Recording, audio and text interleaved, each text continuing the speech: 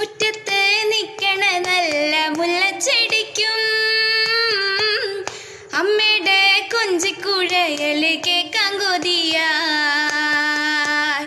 അപ്പന്റെ കൊട്ടും പാട്ടും കേട്ടു തുടങ്ങിയ ഓടിയെത്തും മുറ്റം നിറയെ കുട്ടിയോളെല്ലാം. മൊന്തിക്ക് മാനത്തമ്പിളി പൊന്ത്യാല് പുത്തരി ചോറു തരും വേണ്ടമ്മ. മൊന്തിക്ക് മാനത്തമ്പിളി പൊന്ത്യാല് പുത്തരി ചോറു തരും വേണ്ടമ്മ.